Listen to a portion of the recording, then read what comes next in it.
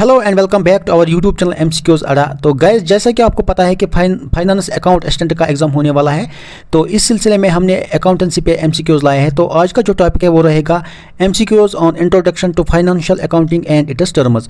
ये वीडियो काफ़ी इंटरेस्टिंग रहने वाला है, तो वीडियो में आप एंड तक ज़रूर बने रहेगा, क्योंकि एंड पर आपके लिए 2 क्वेश्चन है जिनका आंसर आपको कमेंट करके हमें बताना है। बाकी चैनल पे नए हो तो चैनल को जरूर सब्सक्राइब कीजिएगा, साथ ही साथ इस वीडियो को अपने दोस्तों के साथ शेयर कीजिएगा। चलिए अब वीडियो को स्टार्ट करते हैं। MCQs on introduction to financial accounting and its terms का पहला क्वेश्चन है, consider the following statements.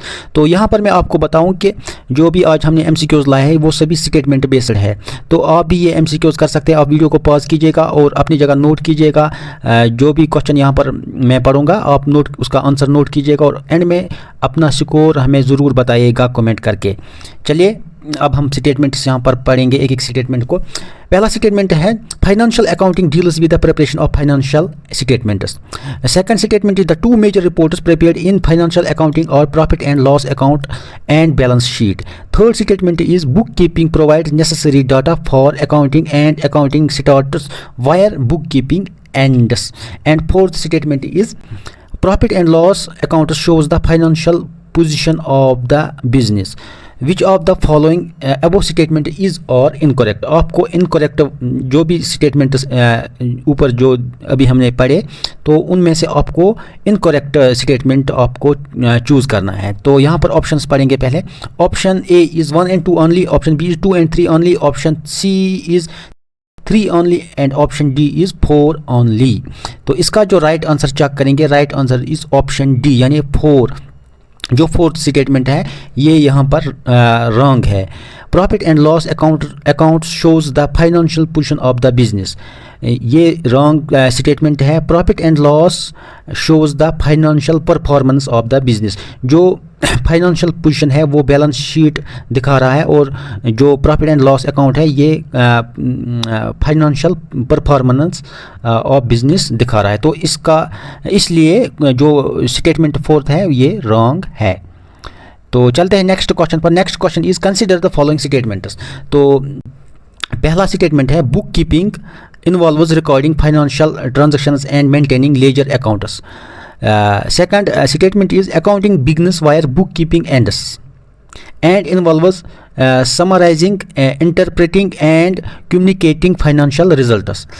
Third statement is bookkeeping is analytical and judgment oriented in nature. And fourth statement is financial statements are prepared as a part of routine bookkeeping process. तो यहाँ पर आपको बताना है विच of the statements given above is और correct. आपको correct वाला choose करना है, कौन से करेक्ट है, और रॉन्ग वाले आपको यहाँ पर सिलेक्ट नहीं करना है, आपको चूज़ करना है करेक्ट वाले कौन से है। Option A is 1 and 2 only, option B is 2 and 3 only, option C is 1, 3 and 4 only and option D is 1, 2, 3, 4 यानी option D is all of the above. तो इसका जो राइट आंसर चेक करेंगे, right answer is option A यानी 1 and 2, 1 and 2। Book keeping involves recording financial transaction and maintaining ledger accounts and accounting begins where bookkeeping ends and involves summarizing, interpreting and communicating financial results। यहाँ पर जो पहले 2 statements है ये correct है, बाकी जो थर्ड है book keeping and is analytic and judgement oriented nature, ये और financial statements are prepared as a part of routine book keeping process, ये दोनों थर्ड एंड फोर्थ ये इनकरेक्ट है। तो अब हम चलेंगे नेक्स्ट क्वेश्चन पर। Next question is question number 3rd. Consider the following statements. The business whom we are doing the accounting is called a business entity. तो ये जो ये अकाउंटिंग ये जो क्वेश्चंस हैं जो एमसीक्यूज हम कर रहे हैं ये अकाउंटिंग टर्म्स से रिलेटेड एमसीक्यूज है, और इसमें हम जो इंट्रोडक्शन है, जो एमसीक्यूज जो कंसेप्ट्स है थोड़े तो वो इसमें हम कवर करेंगे। तो पहला स्टेटमेंट है क्वेश्चन नंबर 3 का, the business whom we are doing accounting is called business entity. Second statement is thing owned by the business called assets. थर्ड statement is money owed by business called liabilities, and fourth is amount invested by the owner in the business is known as capital. Which of the following statement given above is और correct, बताएगा, आपको बताना है यहाँ पर जो भी ये 4 स्टेटमेंट्स है इनमें से कौन से स्टेटमेंट्स करेक्ट है। तो आप क्या कर सकते हैं, आप वीडियो को पॉज कीजिए यहीं पर और इसका क्वेश्चन इसका जो आंसर है आप हमें कमेंट करके बताएंगे। Option A is 1 and 2, option B is 2 and 3, option C is 1, 3 and 4 and option D is 1, 2, 3 and 4। I think इसका जो राइट आंसर है वो है ऑप्शन डी, यानी 1, 2, 3 and 4। Yes, option D is the right answer. अब हम थोड़ा यहाँ पर डिस्कस करें। The business whom we are doing the accounting is called business entity, जिस बिजनेस को की हमें करनी है अकाउंटिंग उसको हम बिजनेस एंटिटी कह सकते हैं। The things owned by the business called, जो भी चीज़, जो भी चाहे वो मशीनरी, फर्नीचर, जो भी कुछ बिजनेस ओन करती है उसको एसेट्स बोलते हैं। Money owed by the business called liabilities, जो भी मनी किसी को अगर देना है या किसी को अगर मतलब क्रेडिटर है उसको पैसे देना है या कुछ और, तो वो लायबिलिटीज़ कहलाता है। Amount invested by the owner in the business known as capital, जो भी अमाउंट, जो भी पैसा मालिक बिजनेस में लगाएगा उसको कैपिटल बोलते हैं। तो इसीलिए all of them are correct, जो ये 4 स्टेटमेंट्स है ये सभी करेक्ट है। Next question is consider the following statements, इसका स्टेटमेंट्स हम पढ़ेंगे यहाँ पर क्वेश्चन नंबर 4 का। According to business entity concept, अब यहाँ पर थोड़े कंसेप्ट हम पढ़ेंगे, अकाउंटेंसी कंसेप्ट होते हैं उनके बारे में ये MCQs हमने यहाँ पर जो आज लाए हैं। तो इसी पे क्वेश्चन नंबर 4 है। According to business entity concept, a business and its owner are treated as separate legal and accounting entities. Second statement is capital introduced by the owner is recorded as asset in the balance sheet. Third statement, personal expenses of the owner paid from business funds are recorded as drawings. And fourth one is income tax paid for a sole proprietor from business funds is treated as routine business expenses. बताइएगा इनमें से कौन से correct है और कौन से incorrect है। यहाँ पर हमें करेक्ट वाले चूज करने हैं। 1 and 3 only, 2 and 4 only, 1, 2, 3 only, 1, 3 and 4 only। तो इसका जो राइट आंसर है वो है ऑप्शन ए, यानी 1 and 3, जो 1 और 3 ये करेक्ट है, बाकी 2 and 4 ये। Next question is consider the following statements, question number 5। Statement first is sales total revenues from goods and service sold which may be cash or credit. Second statement is revenues, sales plus other incomes. Third one is expense, cost incurred by a business in the process of earning revenues. And fourth is income is equal to revenue plus expenses. बताइएगा इसमें हमें क्या देखना है, correct कौन सा है। 1 and 2, 2 and 3, 1, 2 and 3, 1, 2, 3 and 4। तो इसका जो राइट आंसर है वो है ऑप्शन सी, यानी 1, 2 and 3। इट मीन्स जो फोर्थ ऑप्शन है ये रॉन्ग है। Income is equal to revenue plus expenses. अगर हम देखेंगे रेवेन्यूज़ क्या होता है, sales plus other incomes from assets, incomes from bank interest etcetera, इसको रेवेन्यू। एक्सपेंसेस क्या होते हैं, जो भी बिजनेस से मतलब कोई प्रोसेस करता है, जब हम किसी रेवेन्यू मतलब हमें जनरेट करना है रेवेन्यू, इसके रेवेन्यू के लिए हम क्या करते हैं, गुड्स को सर्विस को हम सेल करते हैं, तो उस प्रोसेस में जो भी खर्चा होता है तो उसको हम एक्सपेंसेस कहते हैं। तो यहाँ पर income is equal to revenue plus expenses, ये रॉन्ग है। यहाँ पर क्या है, ठीक है, income is equal to revenue minus expenses. जब भी हम रेवेन्यू से एक्सपेंसेस माइनस करेंगे तो हमें वो इनकम वहाँ पर मिलेगा। तो फोर्थ जो ऑप्शन है ये रॉन्ग है। नेक्स्ट क्वेश्चन है question number 6। Consider the following statements.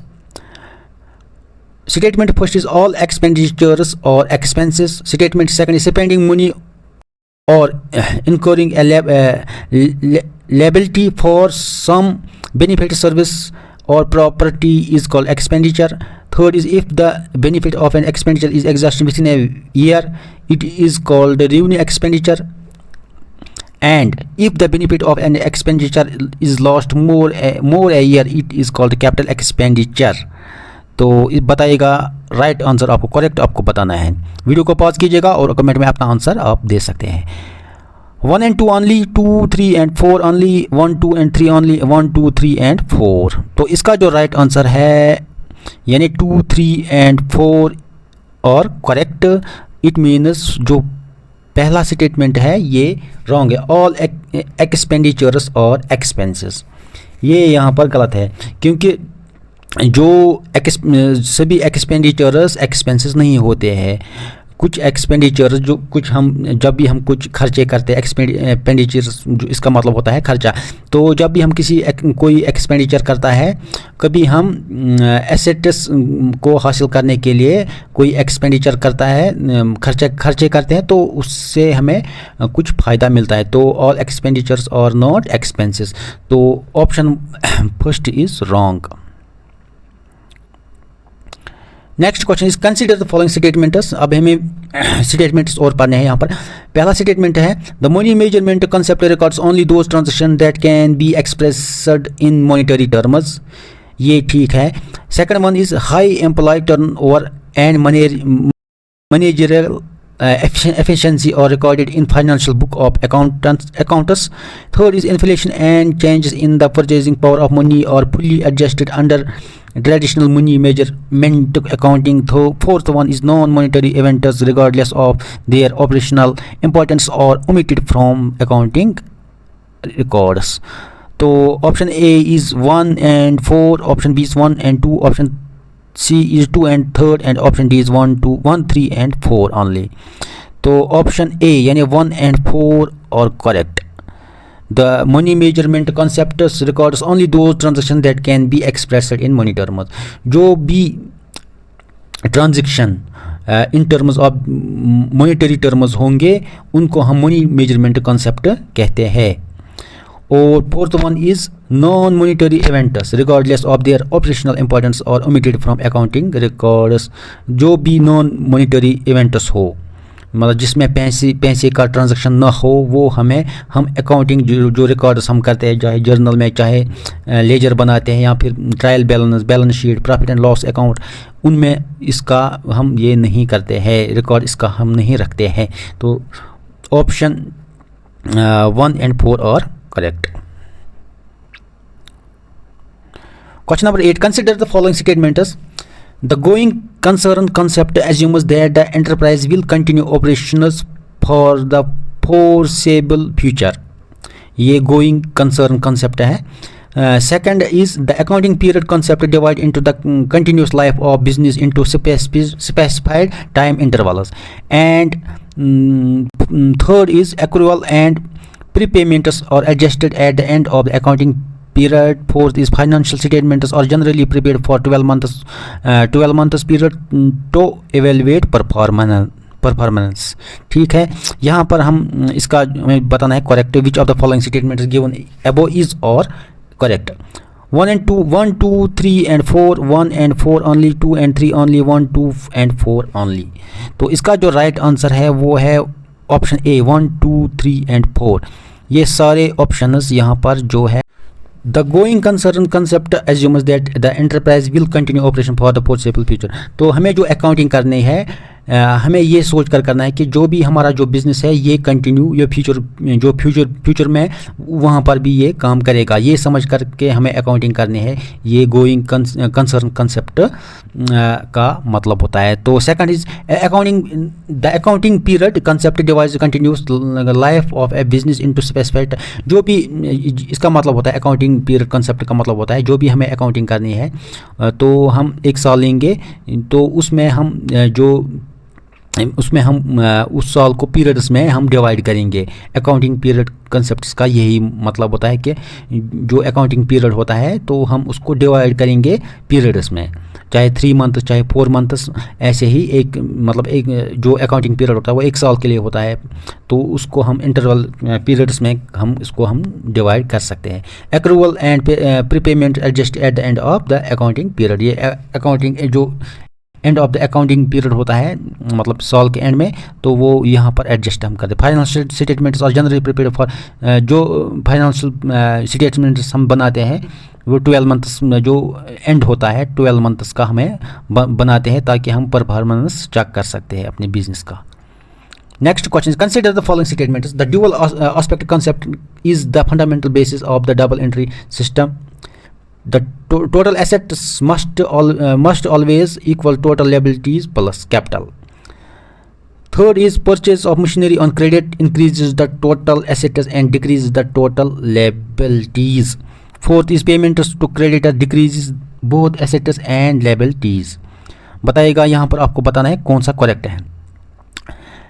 1, 2 and 4 only, 2 and 3, 1 and 3, 1, 2, 3 and 4. तो यहाँ पर ऑप्शन ए यानी 1, 2 and 4 और करेक्ट्स. एंड इसका मतलब है next question is consider the following statements. Question number 9 statement is first the double aspect concept is fundamental basis of double entry system. Second is total assets must always equal total liabilities plus capital. Third is purchase of machinery on credit increases total assets and decreases total liabilities. Fourth is payment to a creditor decreases both assets and liabilities equally. यहाँ पर हमें देखना correct कौन से वाले हैं. 1, 2 and 4 only, 2 and 3 only, 1 and 3 only, 1, 2, 3, 4. तो यहाँ पर अगर हम चेक करेंगे ऑप्शन ए यानी 1, 2 and 4 ये सही है, बट जो स्टेटमेंट थर्ड है इट इज़ रॉन्ग. कैसे?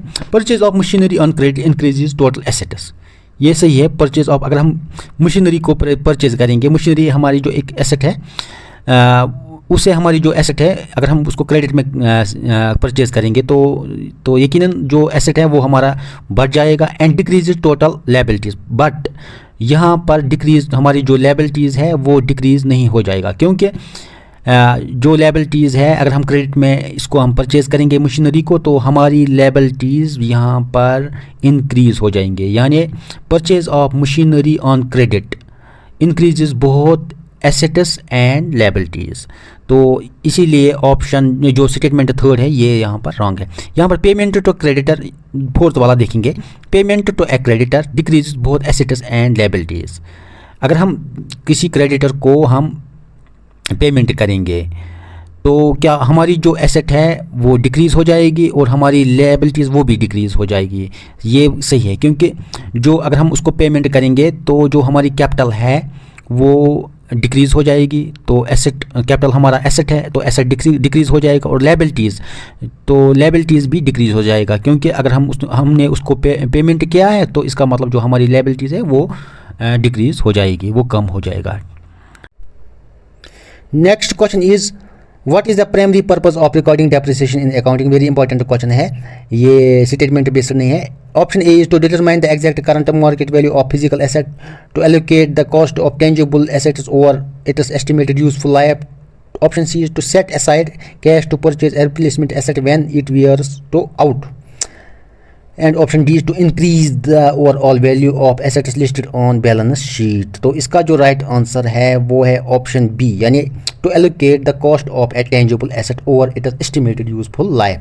तो हम इसको एस्टिमेट करते हैं कि हम अगर कोई हमारे पास एसेट है, टेंजिबल एसेट यानी मशीनरी, तो हम उसको क्या करते हैं, हम उसका डेप्रिसिएशन करते हैं. हम 3-4 साल या 5 साल में लेते हैं और उसका जो वैल्यू है वो उसको ऐड करते हैं, और इसीलिए इसको डेप्रिसिएशन कहा जाता है.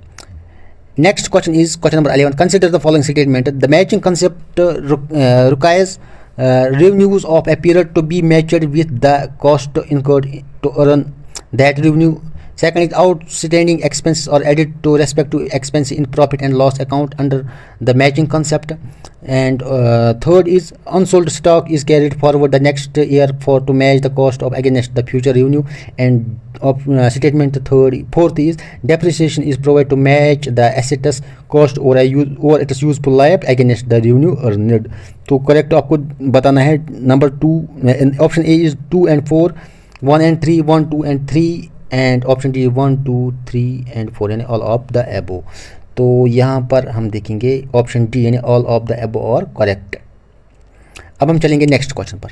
Next question is question number 12. Capital expenditure provides long-term economic benefits beyond 1 year accounting year. Second is revenue expenditure is incurred for maintaining the revenue earning capacity of assets. Heavy advertising expense spent to launch a new product or statutorily classified as a capital expenditure under the modern accounting standards. And fourth one is installation charges of new machinery or capitalized along with the cost of machinery. आपको बताना है कौन से right statements हैं.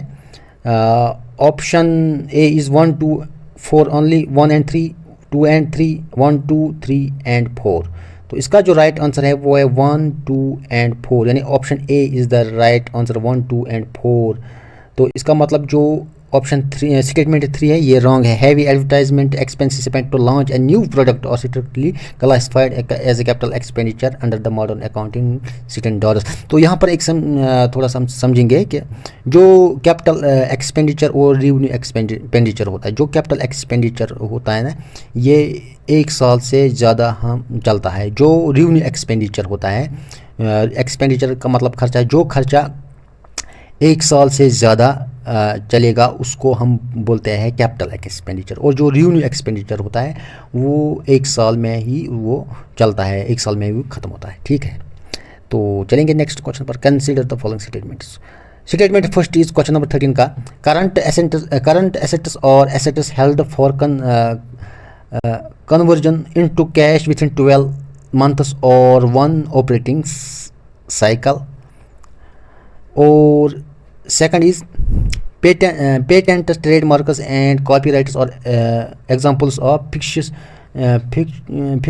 fictitious assets। and third is fictitious assets or deferred expenses that have no physical form or realizable market value। and fourth statement is trade receivables and cash equivalents or classified as non-current assets। बताइएगा यहाँ पर कौन से correct है statements. Video को pause कीजिएगा और इसका जो राइट आंसर आप हमें दे सकते हैं। 2 and 4 only, 1 and 2 only, 1 and 3 only, 3 and 4 only। तो इसका जो राइट आंसर है वो है ऑप्शन सी, यानी 1 and 3 statement first and third और करेक्ट, फर्स्ट और थर्ड और करेक्ट। करंट एसेट्स और assets held for the conversion into cash with in 12 months और 1 ऑपरेटिंग साइकिल। और जो थर्ड वाला है फिक्टिशियस, और जो ये सेकंड वाला है यहाँ पर option patents, trademarks and copyrights और the examples of intangible assets, न कि फिक्टिशियस एसेट। ये फिक्टिशियस एसेट्स नहीं है। जो फिक्टिशियस एसेट्स हैं उनका मार्केट, नो फिजिकल फॉर्म और रियलाइजेबल मार्केट वैल्यू, उनका मार्केट वैल्यू नहीं होता है। चलिए अब हम नेक्स्ट क्वेश्चन पर चलेंगे। क्वेश्चन नंबर 14, इसका भी स्टेटमेंट हमें बेसिक क्वेश्चन है। The concept of business entity assumes that business has distinct and separate from entity from its owner. इस स्टेटमेंट का मतलब ये है कि बिजनेस अलग है और जो बिजनेस का ओनर है वो अलग है, और हमें करना है बिजनेस की accounting. Second is consistency concept states that same accounting policy should be followed in each year। इसका मतलब होता है, जो कंसिस्टेंसी कंसेप्ट का मतलब होता है, जो हमने पिछले साल में अकाउंटिंग पॉलिसीज़ लगाए थे अपने जो बिज़नेस में, वही हमें नेक्स्ट ईयर में भी वही कंसेप्ट हमें वही लगाना है। तो इसी को बोलते हैं कंटेंसी कंसेप्ट, बोलते हैं इसी को कंसिस्टेंसी कंसेप्ट। जो हमें मतलब हर 1 साल में एक ही जो पॉलिसी है, वो अकाउंटिंग पॉलिसी है, वो सेम होनी चाहिए। Second, third is matching concept states that expenses incurred in an accounting period should not be matched with the revenues during that period. इसका मैचिंग कंसेप्ट का जो यहाँ पर ये बता रहा है कि जो भी हमने इनको एक्सपेंसेस इनकोड किए हैं एक अकाउंटिंग पीरियड में, ये हमें should not be matched with, ये हमें रेवेन्यूज़ जो हमने रेवेन्यूज़ कमाए हैं उस पीरियड में उसके साथ मैचिंग नहीं करना है। तो आई थिंक यहाँ पर ये ऑप्शन शायद गलत है, क्योंकि हमें जो मैचिंग कंसेप्ट कह रहा है कि जो भी एक्सपेंसेस हुआ है एक अकाउंटिंग पीरियड में उसको हमें ज़रूर किसके साथ मैच करना है, जो रेवेन्यूज़ है उस साल में जो रेवेन्यूज हुए हैं।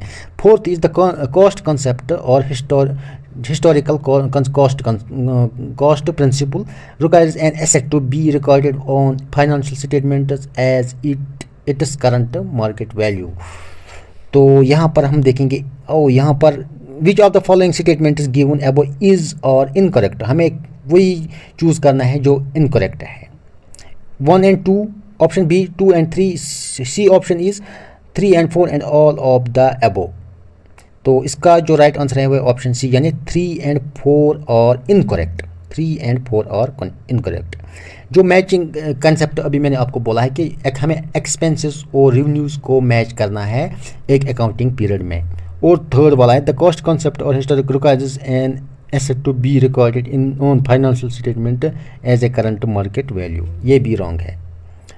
Next question is question number 15, which of the following is not accounting assumptions. Very important question है ये, question number 15 very important question.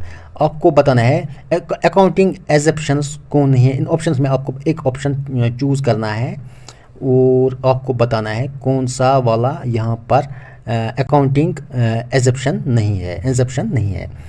Going concern concept, consistency concept, accrual concept and option D is matching concept. तो इसका सही answer है option D, यानी matching concept. तो आपको याद ज़रूर रखना है यहाँ पर कि अकाउंटिंग एजप्शंस और going concern concept, consistency concept and accrual concept, ये तीनों जो फंडामेंटल अकाउंटिंग एजप्शंस होते हैं ये तीनों होते हैं। ये याद रखना ज़रूरी, वेरी इंपॉर्टेंट क्वेश्चन है। Next question is question number 16, ये भी स्टेटमेंट बेस्ड क्वेश्चन है। Accrual basis records incomes when earned and expenses when incurred irrespective of actual cash movement. Second is cash basis records income only when the cash is received and expenses when cash is paid. Third is corporate law mandates the use of cash basis for financial reporting. Fourth is accrual basis provided a true and fair view of profit or loss for a specific accounting period. तो अगर आपने accrual basis ये पढ़ा होगा concept तो आपको ये question इसका आंसर आप आराम से दे सकते हैं। तो ऑप्शंस है करेक्ट वाले आपको यहाँ पर चूज़ करने हैं स्टेटमेंट में। Option A is 1 and 3, option B is 2 and 3, option C is 1, 2 and 4 and option D is 1, 2, 3, 4।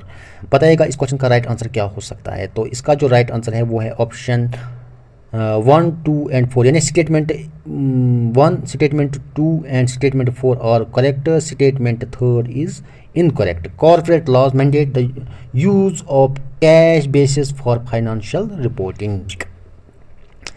Next question is consider the following statement. Question number 17, इसमें ये भी statement based questions है। तो हमने क्या किया, हमने कोशिश की है कि जो भी हम MCQs लाएंगे या जो भी हम नए वीडियो बनाएंगे MCQs पर, तो हम क्या करेंगे, हम स्टेटमेंट बेस्ड ही क्वेश्चंस MCQs लाएंगे, क्योंकि जो न्यू पैटर्न है JKSSB का वो स्टेटमेंट बेस्ड ही रहता है। इसलिए आप इन क्वेश्चंस को प्रैक्टिस कर सकते हैं, तो ये आपके लिए फ़ायदा है। तो यहाँ पर क्वेश्चन नंबर 17 इनका जो स्टेटमेंट्स हैं 4 स्टेटमेंट्स हम पढ़ेंगे एक एक करके। Trade discount is allowed at the time of purchase sale and is separately recorded in ledger account. Cash discount is generated for prompt payment and is recorded in the discount account. Third is trade discount is deducted from the list price to calculate net sale value on invoice. Cash discount appears in both cash book and profit and loss. तो options 1, 2, 3, 4 only, 2, 3 and 4 only, 1 and 4 only, 1, 2, 3 and 4। तो इसका जो right answer है 2, 3, 4, यानी statement second, statement third and statement 4 और correct and statement first is wrong. क्या है ये? Trade discount is allowed at the time of purchase sales and is separately recorded in the ledger account. ये wrong है trade discount. Next question is consider the following statements. Very important question है। Question number 18 is very important question. तो internal users of accounting information include manager, director and internal auditor. ठीक है, आप एक business का, एक firm का जो इंटरनल यूज़र होते हैं, कौन से? Manager, director and internal auditors. ठीक है। External users include investors, creditors, tax authorities and regulator bodies. Very good, ये भी ठीक है। Third is financial accounting primarily aims to prepare reports for internal operational decision making. ठीक, option third. And option 4 is management accounting is a tailor-made for internal users and not bound to strictly statutory formats. 1, 2, 4 1 and 3, 2 and 3, 1 2 3 4। तो इसका right answer है 1 2 3 1 2 4 1 2 and 4। It means के जो statement third है wrong है। Financial accounting primarily aims to prepare reports for internal operational decision making. No, it is wrong, because financial accounting primarily aims to prepare reports for internal and external operational decision making. तो जो भी financial accounting इसका जो मतलब हम and में क्या जो हम फाइनेंशियल अकाउंटिंग हम करते हैं जब, तो एंड में हम बनाते हैं फाइनेंशियल स्टेटमेंट्स। तो उसको वो किसके लिए होते हैं, वो इंटरनल और एक्सटर्नल यूज़र्स के लिए। और एक्सटर्नल यूज़र्स में कौन से आते हैं, investors, creditors, tax authority, regulatory bodies, तो इनके लिए ये ज़रूरी है। तो इसीलिए जो next question is question number 19। A trial statements पढ़ेंगे। First statement is a trial balance is a statement prepare to check the arithmetical accuracy of the ledger accounts. Second is agreement of a trial balance is conclusive proof of absolute accuracy of accounting books. Statement third is errors of principle and complete omission and detected by the agreement of a trial balance. And fourth is debit balance total in the trial balance must equal to the credit balance total equal under the double entry system. हमें आपको यहाँ पर बताना है कि कौन सा option right है। Option A is 1 and 4, option B is 1 2 and 4, option C is 2 and 3rd, and option D is 1 3rd and 4th। इसका राइट आंसर है option 1 and 4th। 1 and 4th और correct, and second and third are error. Agreement of a trial balance is conclusive proof of absolute accuracy of accounting books. ये नहीं होता है कि खाली arithmetic use के लिए हम ट्रायल बैलेंस बनाते हैं। Errors of principle and complete omission detected by the agreement of trial balance, और हम ये बोलते हैं कि errors in principle and omission of detected by the agreement of a trial balance, ये भी रॉन्ग है। हम जो ट्रायल बैलेंस बनाते हैं ये खाली हम अर्थमेटिक यूज़ के लिए, कि जो भी एसेट्स है वो जो भी हमारी जो लायबिलिटीज़ है उसके बराबर होना चाहिए। क्रेडिट साइड और जो एसेट्स है डेबिट साइड ये बराबर होना चाहिए।